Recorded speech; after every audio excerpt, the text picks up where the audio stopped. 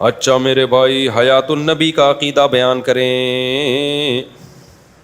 حیات النبی ہے کہ نبی صلی اللہ علیہ وسلم قبر میں برزخی حیات کے ساتھ زندہ ہیں، لیکن وہ عام مردوں جیسی حیات نہیں ہے، اس سے بہت زیادہ پاورفل ہے، لیکن ہے وہ برزخی حیات. مہند المفند میں جو لکھا ہے دنیاوی برزخی، تو وہ دنیاوی سے مراد ہے، دنیاوی کی سے تشبیہ دی گئی ہے کہ دنیاوی جیسی ہے، حقیقت میں دنیاوی نہیں ہے. جب کسی کو تشبیہ دی جاتی ہے نا، جیسے آپ نے کہہ دیا زید شیر جیسا ہے، تو مطلب ہے کہ شیر نہیں ہے، ورنہ جیسا تھوڑی لگایا جاتا. تو علماء دیوبند مانتے ہیں کہ نبی کو جو قبر میں حیات ملی ہے وہ دنیاوی حیات نہیں ہے، لیکن بعض چیزوں میں دنیاوی جیسی ہے. جیسی کیسے؟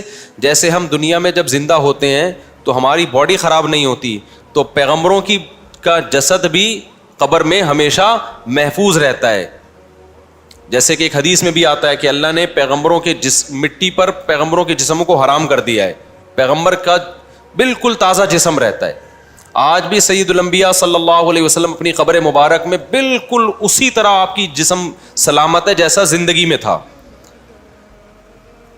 تو ایک بات تو یہ. دوسرا، جب نبی کے قبر پہ کھڑے ہو کر سلام پڑھا جاتا ہے تو صحیح حدیث سے یہ بات ثابت ہے کہ آپ اس سلام کو بنفس نفیس سنتے ہیں، یہ بھی ایک معجزاتی طور پر ہے.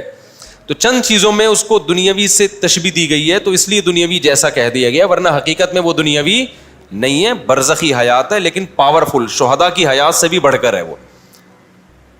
تو یہ عقیدہ ہے. مفتی صاحب، کیا کسی گناہ سے نیکیاں ضائع ہو جاتی ہیں؟ جی ہاں، ہو جاتی ہیں. زید ابن ارقم رضی اللہ تعالیٰ عنہ نے ایک معاملہ کیا، وہ سودی لین دین تھا، ان کو پتہ نہیں تھا کہ یہ سود ہے. حضرت عائشہ نے فرمایا کہ زید ابن ارقم کو بتاؤ کہ تم نے اگر یہ سودی لین دین کر لیا تو تم نے جو نبی کے ساتھ مل کے جہاد کیا ہے نا، اللہ اس جہاد کے اجر کو ضائع کر دے گا.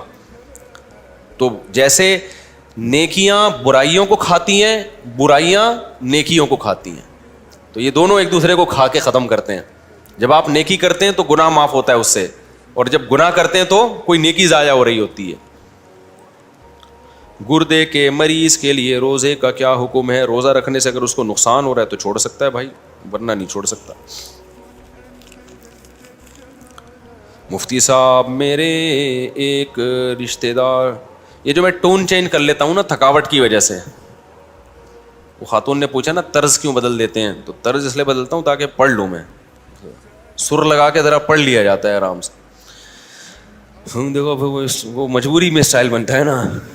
مفتی صاحب، میرے ایک، اب میں ایسے خبر نامے کی طرح پڑھوں گا تو گلا بھی تھکے گا اور ٹینشن بھی ہوگی، وہی پھر آ رہا، زیادہ سر آ رہا ہے. مفتی صاحب، میرے ایک، یہ کیا لکھا ہے یار پتہ نہیں، رشتہ دار کی بیٹی طلاق یافتہ ہے اور اس کے والد صاحب بھی نہیں ہیں، تو میں نے اپنے گھر میں کہا ہے کہ میں نکاح اس لڑکی سے کر دو میرا نکاح. تو اس بات پر میرے والد صاحب کہنے لگے کہ ہم نہیں کریں گے، ہمارا نام خراب ہوگا، ہماری بدنامی ہوگی. تو آپ بتا دیں میں کیا کروں؟ میری عمر 25 سال ہے اور اس لڑکی کی عمر 28 سال ہے، میرا اپنا کاروبار ہے. بھائی بدنام والد صاحب کو بتا دیں، بدنام نہیں ہوں گے، عزت ہوگی عقل مندوں کی نظر میں. ایک طلاق یافتہ سے شادی کی ہے، ان سے ملی ہے، باپ بھی فخر سے بتایا یار میرا بیٹے نے شادی کس سے کی ہے؟ طلاق یافتہ. تو یہ عزت کی بات ہے، یہ ذلت کی بات نہیں ہے. دوسری بات یہ کہ ایک اور شادی بھی کر لینا، ابا کو بتا دیں 4 شادیاں کر لینا، تو اس سے عزت سوسائٹی میں اور زیادہ بڑھنی چاہیے. بڑھے گی پھر بھی نہیں، لیکن بڑھنی چاہیے، ٹھیک ہے نا. تو ابا کو سمجھائیں، ابا مان جائیں گے انشاءاللہ. اور یہ عزت میں عزت کی، یہ ایسی ہے نا، شادی کرو جہاں سمجھ میں آ رہا ہے. جن لوگوں نے عزت کی خاطر بیٹھے ہوئے ہیں نا، عزت بھی گئی اور شادی بھی نہیں ہوئی. عزت آنے جانے. ہمارے شاگرد، ہمارے کلاس فیلو تھے مدرسے میں، بڑے فری اسٹائل تھے وہ، اب بھی ہیں، اب تو ٹیچر بن گئے، 20 سال سے پڑھا رہے ہیں جامعۃ الرشید میں. کلاس فیلو تھے ہمارے نا. تو وہ ہمیں کبھی استاذ کوئی ڈانٹتے کسی غلطی پہ، ہمیں بڑی شرمندگی ہوتی نا، بہت، کبھی دکھ بھی ہوتا، کبھی ٹینشن بھی ہوتی. وہ بندہ ایسا تھا، اس کو استاذ جتنا مرضی ڈانٹیں، کتنے مرضی تانے دیں، ان پہ کوئی اثر ہی نہیں. تو میں نے کہا یار آپ پہ کچھ وہ اثر ہی نہیں ہوتا، آپ کو اتنا ایک قسم کی بےزتی کر دی. استاذوں کے ڈانٹنے سے بے عزتی نہیں ہوتی، لیکن بہرحال کبھی کبھار فیل تو ہوتی ہے نا کہ حد زیادہ ہو گیا. تو وہ ایک جملہ کہتے تھے، عزت ہمیشہ یاد رکھو آنے جانے والی چیز ہے، کبھی آتی ہے کبھی جاتی ہے. تو جو آنے والی چیز ہے اس پہ ٹینشن کس بات کی. تو بڑا اچھا لگتا تھا مجھے ان کا یہ ملفوظ کہ عزت آنے جانے والی چیز ہے. ایک آدمی کسی محلے میں گیا, پھر آ کے تبصرہ کرنے لگا, اللہ کا بڑا فضل ہے میری عزت نہیں ہے. لوگوں نے کہا یار یہ تو غم کی بات ہے کہ تیری عزت نہیں ہے, خوشی کیوں منا رہا ہے؟ کہہ رہے عزت ہوتی نا تو آج بہت ذلیل ہو جاتا میں, کچھ ایسا کام کر لیا ہے جس سے کیا ہو جاتا, لیکن چونکہ عزت ہے ہی نہیں لہذا ذلیل بھی نہیں ہوئے. الٹا کام کرنے سے عزت دار آدمی ذلیل ہوتا ہے نا, جو پہلے سے ذلیل ہو وہ ذلیل ہوتا ہے؟ بولو نا. دیکھو میں نے جب دوسری شادی کی تھی میں بہت ذلیل ہو گیا تھا, طبیعت سے ذلیل ہوا تھا میں. جب ہو گیا نا پھر تیسری پہ وہ ذلیل نہیں ہوا میں, کیونکہ وہ جو جتنا ہونا تھا وہ میں دوسری پہ بولو ہو چکا تھا. تو پھر جب تیسری کی تو پھر نہیں ہوا میں ذلیل, کیونکہ وہ ہو چکا تھا میں ذلیل. لوگوں نے کہا تو کتے کو کتا بولو, کتے کو بے عزتی محسوس ہوگی؟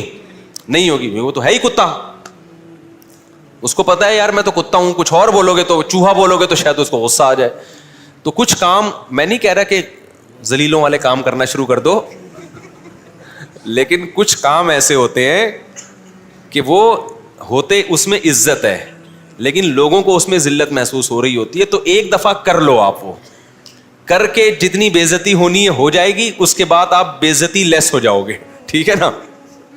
پھر وہ کام کرنے سے بے عزتی نہیں ہوگی. تو آپ یہ جو صاحب ہیں اس بیوہ سے شادی کر لیں, یہ طلاق یافتہ سے, ایک دفعہ طبیعت سے بے عزتی ہو جائے گی, پھر جتنی بھی شادیاں کریں گے بے عزتی نہیں ہوگی, کیونکہ عزت ہوگی ہی نہیں تو بے عزتی کا خوف بھی نہیں ہوگا.